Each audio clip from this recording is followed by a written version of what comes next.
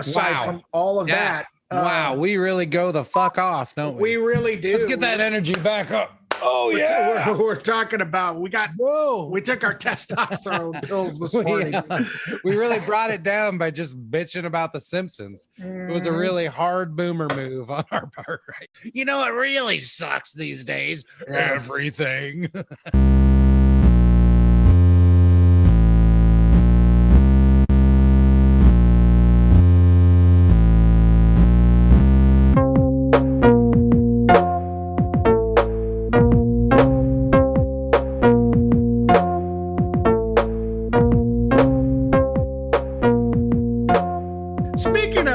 Boomer takes.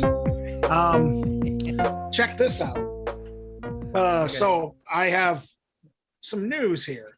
Joan Jett says people need to chill out about hair metal's reputation.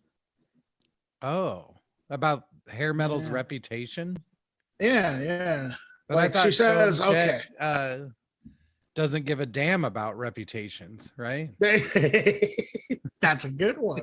So it says right here on this metal injection, she touched on topics like sexism, past criticisms, and association between sexism and hair metal bands, suggesting that critics need to chill out about its lyrical contents and reputation over the years. Joan Jett are set to head out on a monster bill, which includes Motley Crue, Def Leppard, and Poison. She basically just says sexism is very prevalent all over rock and roll. All I can do as the woman I am is go out there and do it my way. If I had to weed out every band they thought was problematic, I mean, wouldn't be very many left. I mean, we've touched on this. Yep. On the show before, times. You know? Yeah. So wait, hold on a second. Oh shit. What happened? Okay. Well, if my eyes don't deceive me, I actually clicked it on. Okay, all right. Here. Well, because the name Fugazi came up later in the article. I was like, is Fugazi gonna reunite and tour with Motley Crue, Def Leppard? That would be the weirdest thing. Yeah, I would go. But probably. Yeah, I would go to that because I would actually want to see all Fugazi rock. Exactly. Joan Jett would probably rock. Def Leppard, they probably still put on a good show. I know that they keep in shape and everything, I guess. My wife and I, our first date was Def Leppard. Really? Yeah. And then many years later, I proposed, and so I did it at a Def Leppard concert. Wow. Mm-hmm. So is your wife a Def Leppard fan? Not particularly. Oh, okay. And neither am I. I mean, but here's the thing. Yeah. They are amazing live. I bet. I mean, like the most amazing live band I've ever seen. I would not doubt it one bit. They are, every member of the band, every note, every second is camera ready and killing it. Every second. I don't even understand how they did it. I can't even play a whole song right. They do whole sets. Yeah, they're an amazing live band. So, and I mean, I think that has to be highlighted. The drummer is missing an arm to boot. Yeah, that's just, it is incredible. Well, he wouldn't wear a boot on his arm. Well, yeah, I said to boot. That's true. He's a one boot drummer. Yeah, these boots are made for drumming. Oh my God. Anyway. So what Joan Jett said here, and this is where Fugazi comes in. We asked if the progress has been made through the years, and she said that's a good question. The bands I listened to weren't necessarily at all misogynistic, but I'm talking about guys like Fugazi. You know, that's interesting.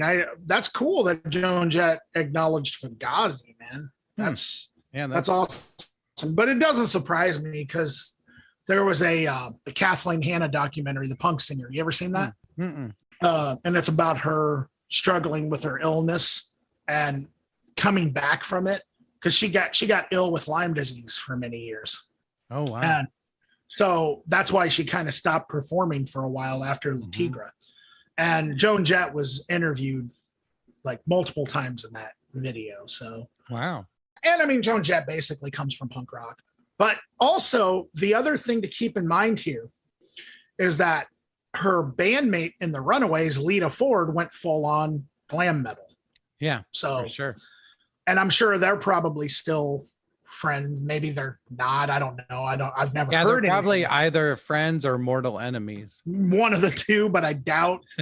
I doubt be it's my mortal guess. enemies, but I mean that would be my guess too. I doubt it's mortal enemies, but I don't know.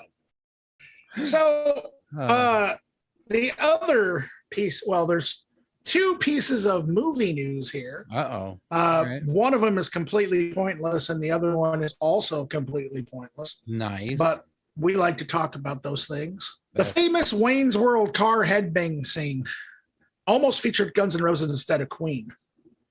Oh, I thought you were gonna say almost featured Guns N' Roses instead of Wayne and Garth.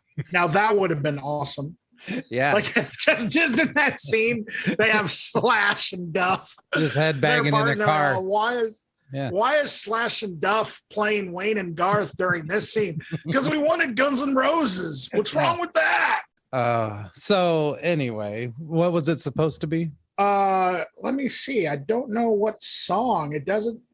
Oddly enough, it doesn't list what song by Guns N' Roses. Wow, I'm gonna guess November Rain. Yeah, they're headbanging. Something when I look into your eyes. Something real high energy. Maybe Civil War. Yeah, Civil War. Don't Cry. Oh yeah, that would have Patience. Patience. Would Actually, be the best that one would have.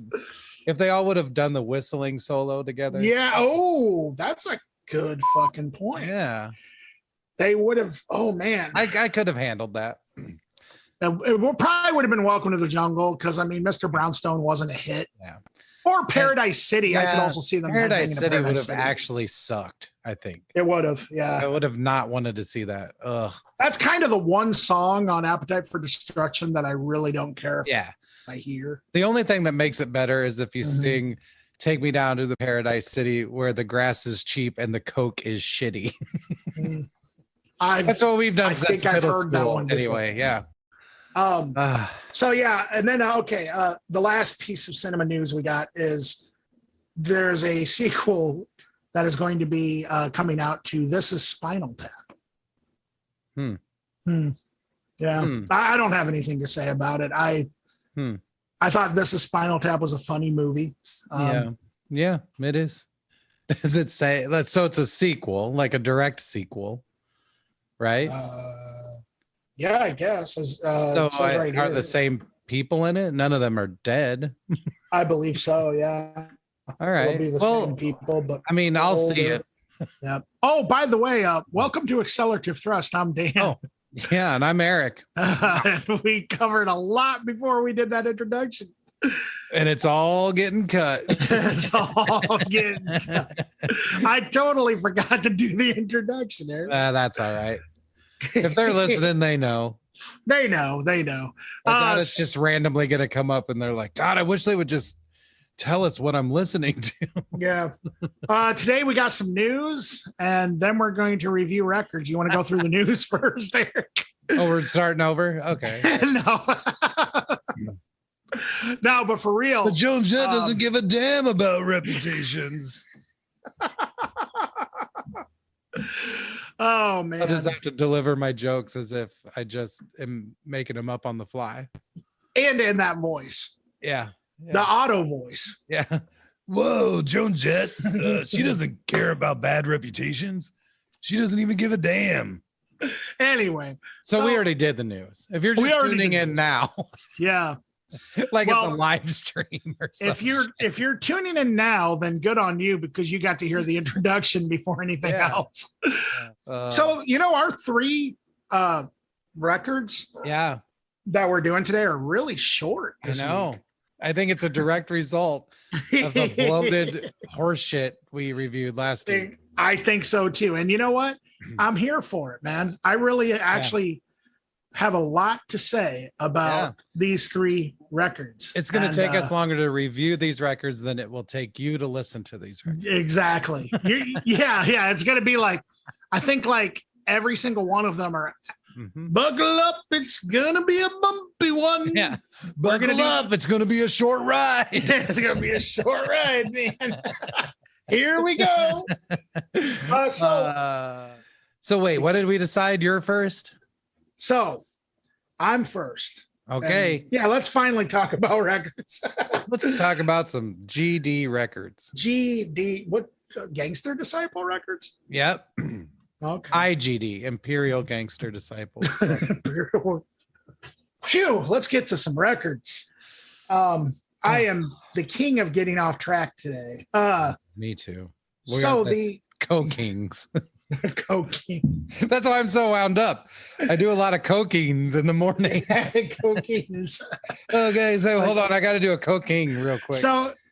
So my pick for this week is the Bloods and the Crips album. Yep. Anyway. Oh, that one is good. That is a good record. Well, and what I like about it is it was a unifier, actually. Right. So yeah. People thought that it was really scary that the Bloods and Crips were releasing an album, but it actually was like meant to be something totally not scary. Yeah. Well, right. Maybe we should review that sometime. That would be cool. I would actually be totally down with that. Maybe we should do a gangster rap episode. But make it real bad. Like maybe we could do Bloods and Crips and Macho Man Randy Savage. Yeah, we could do that. Have you ever heard that gangster rap album? I've heard pretty good. A little bit of it. I also heard Deion Sanders' rap album. Whoa, I've never heard that. Yeah, I heard that. And Shaq did a rap album. We could do like we could call the episode Rap with a C. Rap with a C. We have to review some fucking albums, Dan. We can't. This is crazy. This is going to be the episode where we don't review albums. Sorry, guys. Jesus. Okay. Right. Anyway, no more gang culture. Nothing. This is straight getting down to business, folks. Take it seriously. So, my first pick is from a band called Hologram. And the name of the record is No Longer Human. I found out about Hologram from going on Bandcamp and searching like psychedelic hardcore. And this kind of came up, which is kind of weird because I don't really consider this psychedelic hardcore. Yeah. But I can see how there's elements of that in this for sure.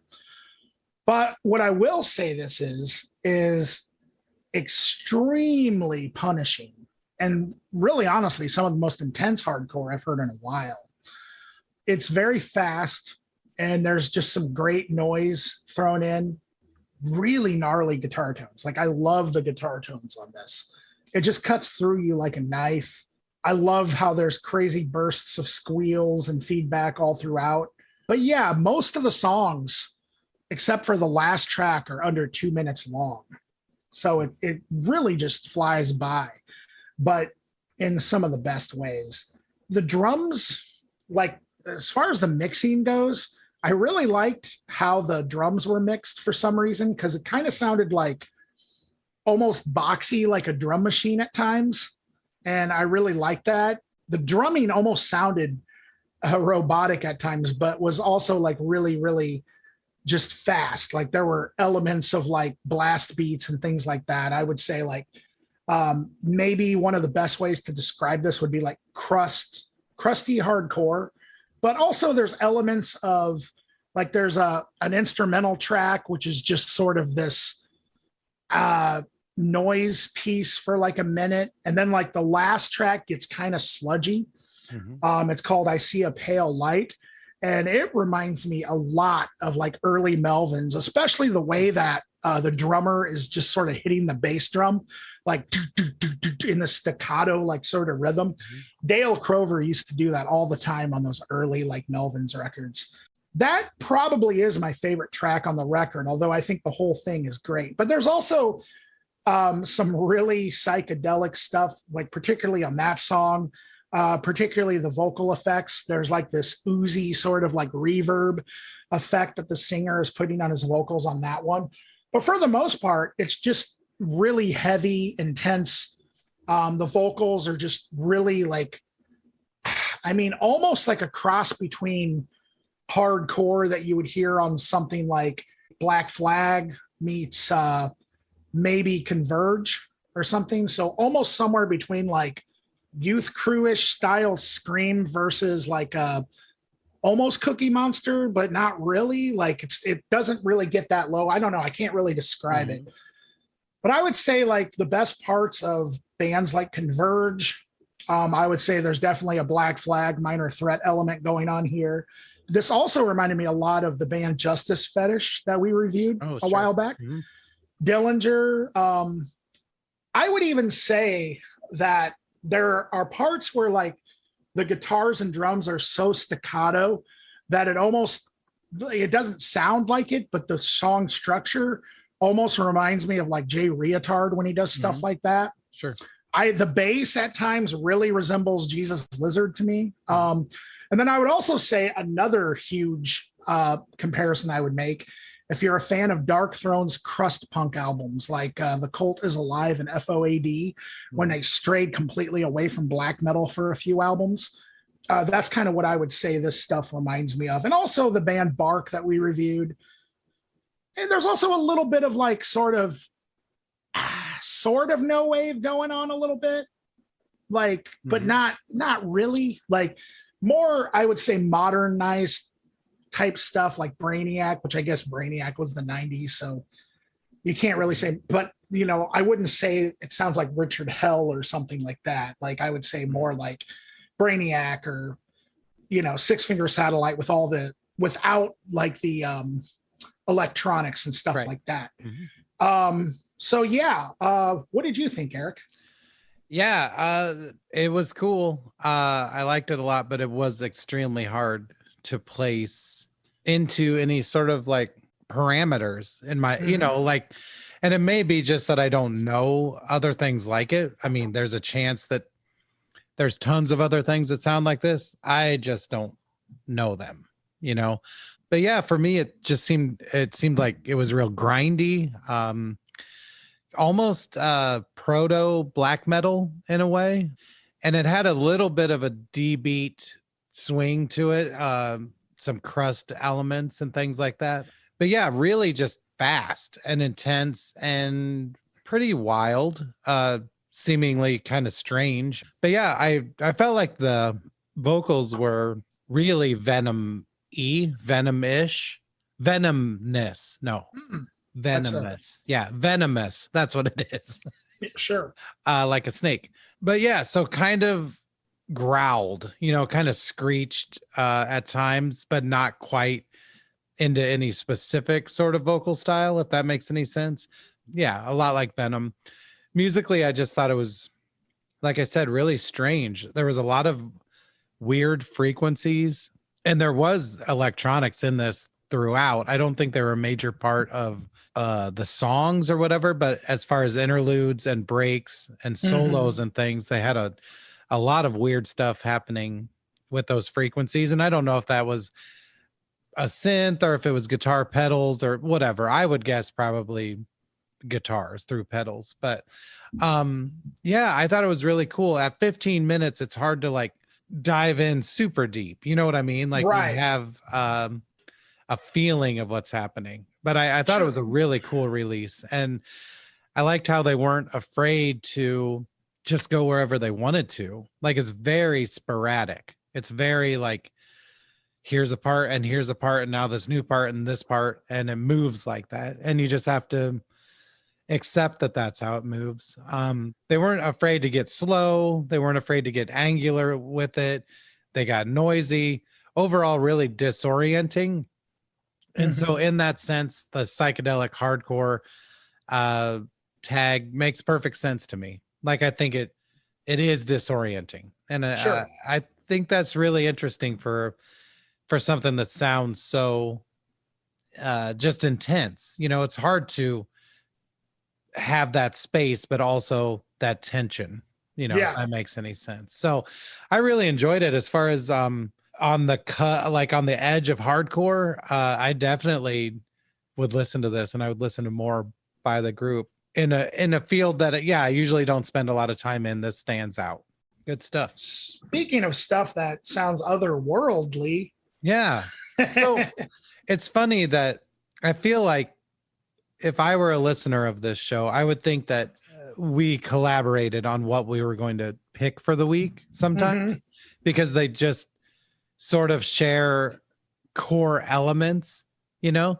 And I just think it's kind of funny when that happens because we do not collaborate or cooperate. What's that word? Anyway, we don't talk about it. One of us says, this is what I'm listening to. And the other one says, this is what I'm listening to. And that's it. Yep.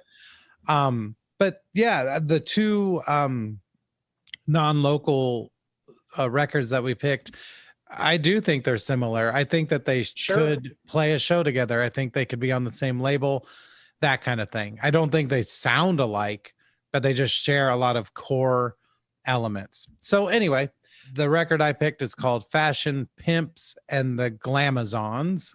The name of the record is Jazz for Johnny, the number 4. I don't know if that makes a difference to tell people that, but I will. It clocks in at a whole 18 minutes. So really pushing the boundaries with this episode today. But yeah, I would put this squarely in that sort of spazzy psych punk thing that apparently I've just been sort of stuck on for the last few episodes, excluding the Metallica Lou Reed record from the last episode. But yeah, so they are from Cleveland, Ohio. You know, Ohio has a long history of spazzy, new wavy punk rock. And so I think that works. Not to say that this sounds like Devo, because that's such an easy moniker to put on things. It's like anything with a synthesizer that's angular, people say sounds like Devo. But I do think that that's an element of this. I had a lot of fun with this. The vocals are really interesting. The vocals for me are kind of what makes it for me. And the reason is because the vocals sound a lot like Negative Land, which is a vocal style I never hear, hardly ever. Especially tracks like Theme from a Big 10-8 Place, which probably is more commonly known as the Very Stupid song. The vocals are almost exactly like that level of Negative Land. I would say that if you don't listen to Negative Land, other things you might be familiar with would be Fugazi, or even, and I know this is going to sound like pandering, but even Dan's vocals, like Disgruntled Noise Box. Like, I think it has that similar sound. It's not as concerned with melody as delivery, if that makes any sense, and an energy, kind of a held back sort of, I don't know how exactly to describe it. There's not a lot of screaming. There's a lot of performative speaking, if that makes any sense. Anyway, so for me, that was kind of the best thing. And I found the lyrics to be really fun, and the phrases used in the songs are really fun. Like when you hear them, you're like, oh man, that's cool. And I think it would be super fun to drive around and sing along with your friends listening to this. Like, I don't do that anymore because I'm 46 years old, but if you still ride around in your car listening to music with your friends, I would say that you'll really enjoy that part of it. I really enjoyed the guitars as well. There's hardly a chord played on this entire thing. Like, I can't think of a power chord or a full chord. Everything is just winding single notes being played, either tremolo style or just halftime. It doesn't matter. It's just single notes, usually fairly clean, like not super distorted, which is also just strange. It reminds me a lot of Snakefinger, the guitarist for The Residents. And so if you like that, that's an element. The synthesizers actually, I think, are sort of, I don't want to say subtle, but they're not novel. They're not like how synths a lot of times are used in bands like this, where that is just sort of a novelty. This is definitely part of the music. The parts are thought out. They complement what the other instruments are doing, and they work really well. It's really cool because they pick a lot of strange sounds and tones and patches, but it also adds like some long musical sort of arches throughout songs when everything else sort of stays staccato and wild and sort of crazy. Sometimes the synths really take the long view over a part, and it adds a weird psych element to it that otherwise I don't think would be there. The rhythm section, super tight, provides a nice sort of tense foundation for the rest of what's happening. It just has this built-in tension in the rhythm section, which is awesome.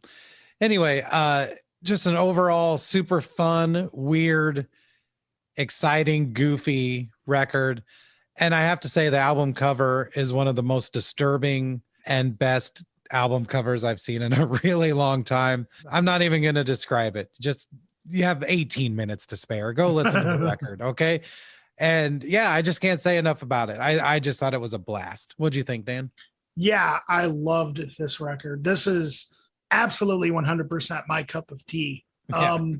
It is, and like you even said, and thank you very much for saying that, Eric. I appreciate it. But yeah, this type of sound is a huge influence on me, and I think anybody who's ever heard me play would figure that out. It's I don't really make it a secret. Plus, I talk about it all the time too. When I first saw the album cover, you mentioned the album cover, I did not expect it to sound anything like this. I was expecting maybe, I don't know, like ambient soundscapes or maybe something like, I don't know, maybe metal, but then the name Fashion Pimps and the Glamazons, almost like everything. It's almost like they purposely tried to make it like unassuming, as unassuming as possible, which I think is awesome. Because normally a band that sounds like this would have like a name like Six Finger Satellite or something, where, okay, that sounds like a band of punk rockers that are actually mutants playing music or something. You know what I mean? But like this, maybe I was expecting piano music played by like a glam rock singer or something, because the Glamazons, of course. But yeah, this is a blast.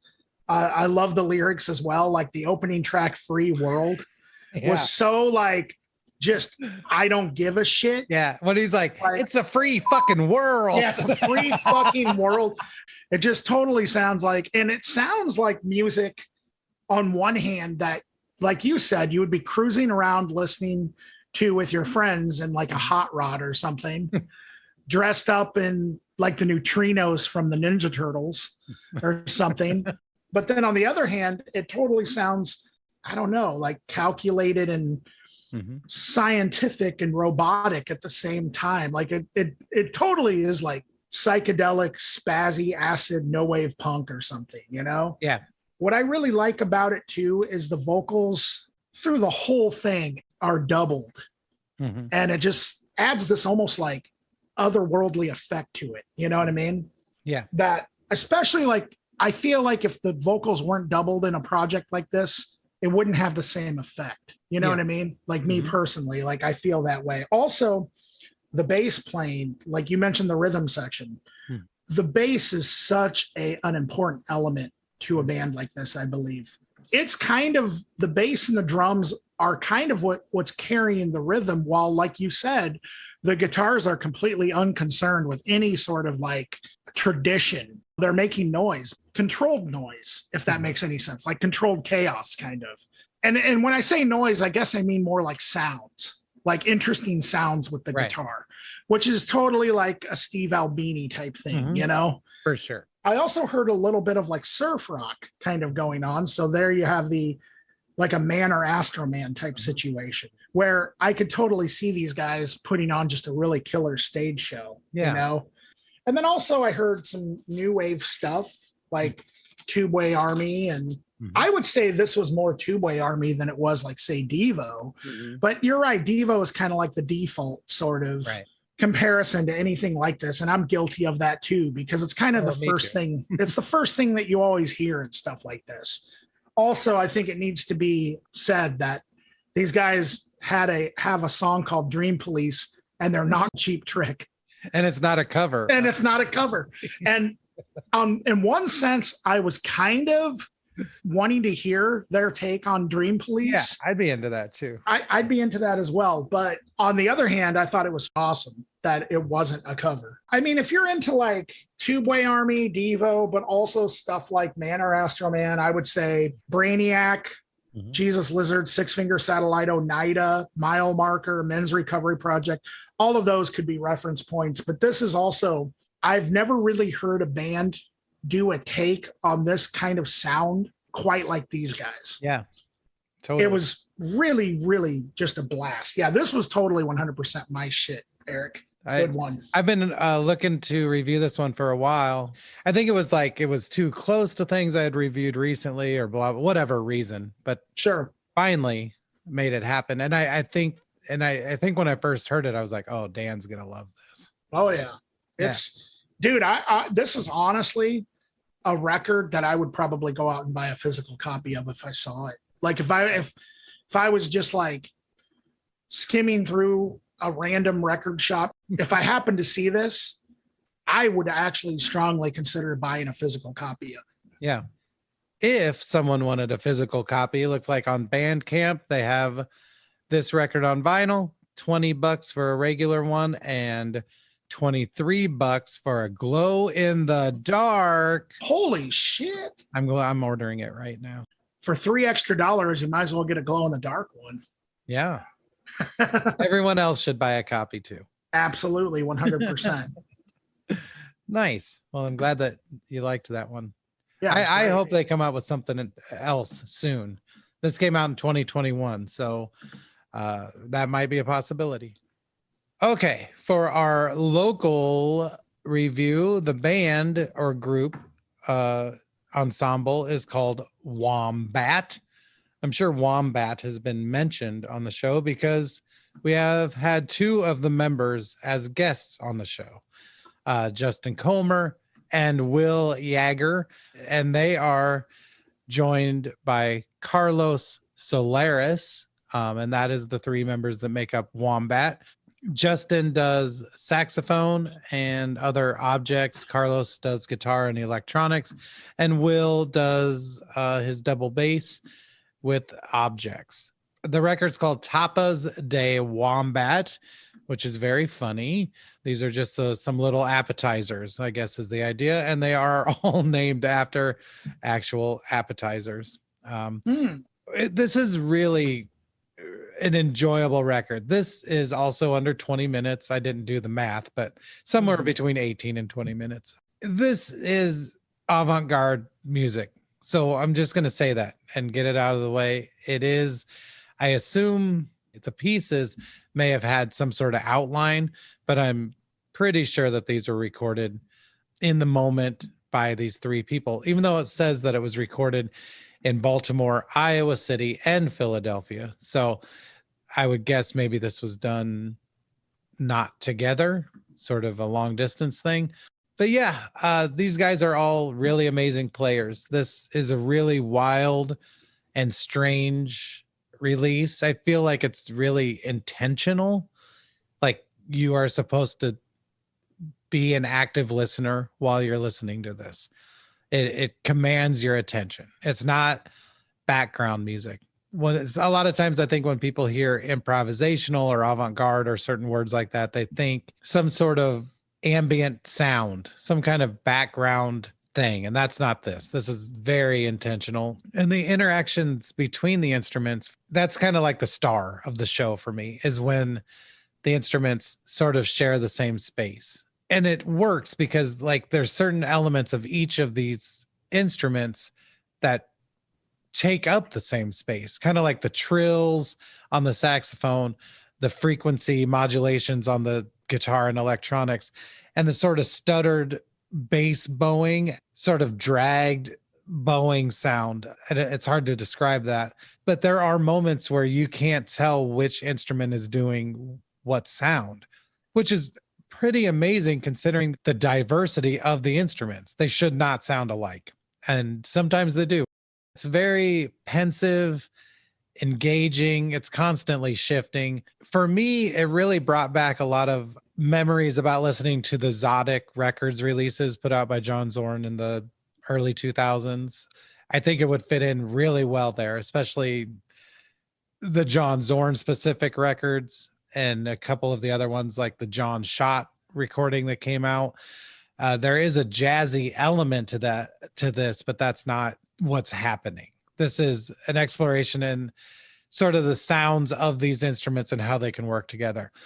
I thought it was really fun. Like I know I overuse that word, but there's moments where you're actually kind of taken aback by how all the words I want to use are like metal related, like brutal and crushing. And that's not what I mean. It's more just the lumbering kind of bigness of it all. Like they really go for it and it's heavy, but it's never heavy in a metal way. It's heavy they're really packing a lot of sounds in here right now. It's dense. Dense is a decent word for it.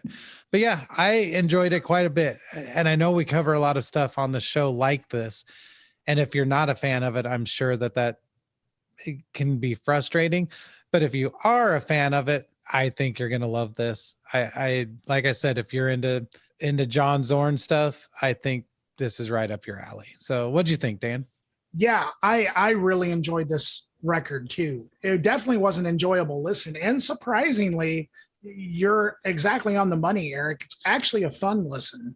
And I mean, I don't mean that in a condescending way. It's just that a lot of times, like avant-garde music, I almost feel like isn't even designed to be fun. Right. You know what I mean? And I'm not sure if this was either, but it really was fun to listen to. So we've had discussions about, my lack of knowledge of avant-garde music and noise music and stuff in general. And I definitely don't think this was noise by any means. So the best way that I was able to kind of talk about this record was kind of write like this sort of, I guess you could say, free form stream of consciousness, what I was thinking, what I was feeling when I was and it kind of comes out. Maybe some of this sounds a little, I don't know, stupid, but I don't care. Yeah. This is what I think. The double bass melts into soundscapes of pure joy and agony through an audio backdrop collage that I can only describe as lost radio transmission layers in the background of a free jazz station lost in space, with acid saxophones and melting guitars and various objects that sound like doors opening and closing and scraping the pick against shrapnel. It puts me in mind of Coltrane's Interstellar Space, almost the entire Zodic catalog. So you mentioned Zodic, and Ornette Coleman, but really doesn't sound like any of these at all at the same time. Some of it sounds like a horrifying dream. Some of it sounds like a pleasant nightmare, but it is always a fascinating listen. Whether it is a dream or a nightmare, I'm here for it. This is about as metal as it gets without being metal. Wow, we had really similar takes. We really did. It's and the fact that I got excited when you mentioned metal, and because I was like, this almost put me in mind of listening to a metal record, oddly enough. Yeah. Well, I think it for me, like I said, I think the intent of it is what made it feel that way for me. Like it wasn't just flighty and floating around and without being tethered. Like it felt very much like we know each other and we know the sounds we're going to make and we know how they're going to interact, and it all just felt very almost technical. Sure. And I think for me that's sort of where the metal comparison comes from, is just that this isn't fun in the way that, like we just said, the Glamazons were, it's like, right, this is intentional, and I don't know, it comes through.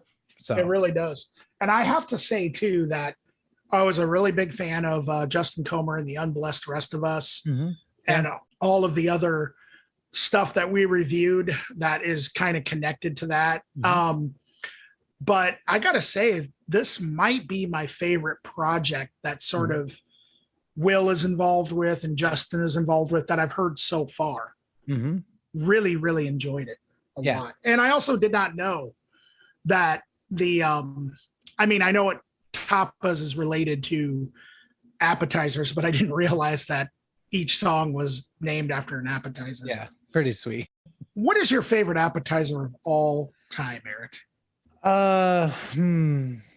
That's tough. There's some that I think are going to be amazing, and then I'm not that impressed by them. Like mac and cheese bites. Yeah, that stuff is they're good, but it's like when I hear that, I'm like, wait, battered and fried mac and cheese. Oh my God. And then it's like, it's pretty good. it's okay. It's like none of that stuff ever really like delivers on what you think it's going to be. Yeah. I know I'm supposed to say something like fried pickles or something, but I'm going to be just a little fancy and say burrata is my favorite. Okay, I've never had burrata. What's that?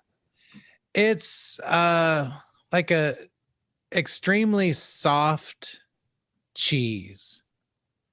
And it usually comes with tomatoes and basil and maybe some garlic and onion oil around the cheese. And then you take bread and put some cheese and stuff on it. Really amazing. Yep. That sounds good. How about you? I think, and I'm going to go maybe a little fancy too. It's not as fancy as yours, but chicken satay. Have you ever had that? I don't think so. It's this, they used to serve it at this Thai restaurant, the one Thai restaurant that was in Muscatine for a little bit called Tantra. Chicken satay. They're these marinated sticks of chicken. Like it's basically like a shish kebab kind of, but it has a satay peanut dipping sauce. Wow. So it's amazing. Like that was always my favorite. And the great thing about whenever me and my ex-wife would go and eat at Tantra, the greatest thing about it is she didn't like the chicken satay. So we each got our own appetizer. So I got to enjoy a full order of them myself. Nice. I mean, I liked all the other appetizers, but she liked egg rolls, which egg rolls are good too, but I think egg rolls are okay. You know, they're not my favorite, but I would have to say some honorable mentions would be the chicken lettuce wraps are really good. Mozzarella sticks is a classic, I think. Can't go wrong with that. You can't go wrong with mozzarella sticks. And yeah, I think those are basically it. My honorable mention would be Lasuni Gobi. It's an Indian appetizer, and it's cauliflower with like an unreasonable amount of garlic and oil and spice and all kinds of stuff. If you go to an Indian restaurant and they have Lasuni Gobi, I would try it. That sounds delightful. I also really like, if we're talking Indian restaurants, I love a really good naan bread. Yeah. I like naan. The garlic stuffed naan bread. I'm a naan fan, which means I actually like it, which is weird. That's true. I never thought of it like that. Oh boy. Oh my God. So should we talk about some shows? We got to get out of this episode. We've been recording for like 6 hours. Yeah, it's been forever, and this is our special 6-hour episode. Yeah, this is the episode where all 3 albums only equaled less than an hour, and we talked for 4. The name of this episode is "It Never Ends." The episode that never ends. The endless, nameless. It goes on and on, my friends. All right, yeah. What shows do we got coming up? Yeah. Okay. Let's talk about shows. Okay. So Thursday, the 19th is where we're going to start. And this one is Maurice Lusa. They're from Egypt. And Croatians. I don't know much about Maurice Lusa or Luca. It looks like it could be sort of psychedelic folk, Arabic music, free improv, or some of the words I'm seeing in the description. Cool. And I don't know Croatians, but well, I actually know Croatians. Okay, cool. Croatians is the solo project of my drummer friend Jeff Carl. Oh, snap. Also plays in Abnormal Man, my band right now. Yeah. And yeah, that's his solo project. Wow. Are you going to go to that? I'm going to try to. That's awesome. Cool. Yeah. So that is at Roz Talks on the 19th. On Friday, the 20th, again, Maurice Lusa from Egypt. This time at the Trumpet Blossom. And this time it's with Mystic Cross. Mystic Cross is Claire Nunez from Dryad. Her, yes. I guess, dungeon synthesizer compositions. So that also would be a really sick show. Saturday the 21st at the Gas Lamp, we have Colleen Green, Karen Meat, and the Poly Mall Cops. All those people I think we've mentioned before, and they play out a lot, and so I'm sure it's great. We also have on the 21st of Saturday at the Raccoon Motel, believe it or not, it's Weed Eater, which is pretty cool. And High Tone Son of a Bitch and Jeff Pincus. That'll be at the Raccoon Motel. Do you know Jeff Pincus? Yeah, Jeff Pincus is the bass player from currently, well, I don't know if he's currently, but he was in the Melvins, but also the Butthole Surfers. Wow. Okay. JD Pincus. I believe that's who that is. All right. Well, I mean, his name is JD Pincus on the records, but I think it's Jeff Pincus is his real name. Well, there you go. Nice. Unless there's another Jeff Pincus around here that I don't know about. Who knows? Yeah. I'll have to go and find out. And then on Monday, May 23rd, it's going to be Dying Wish, Disdain, Reality Check, and Bowl Cult. Kind of hard to say.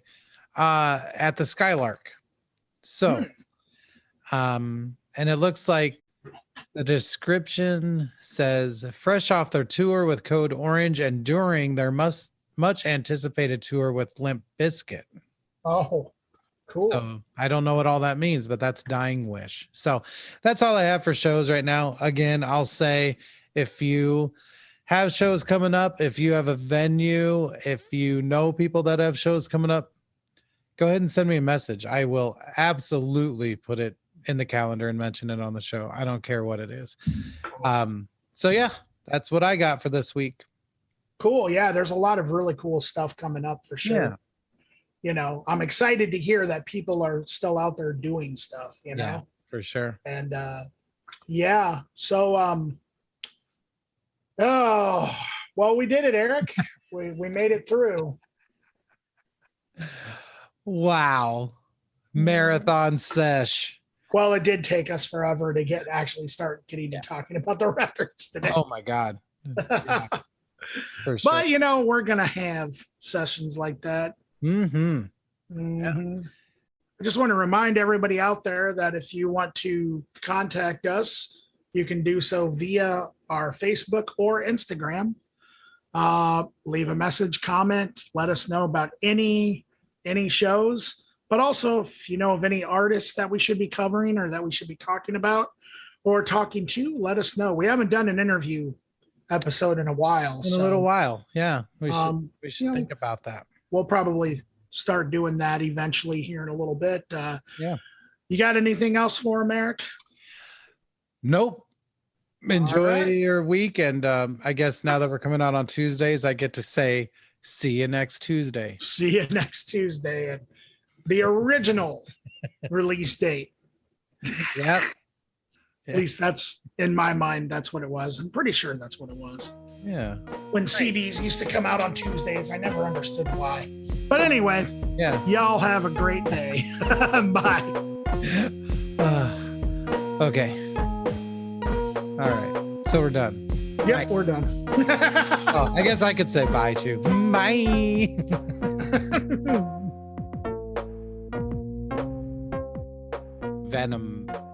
Venom-ish, venomness. No, venomous. Yeah, venomous. That's what it is. Maybe some of this sounds a little, I don't know, stupid, but I don't care.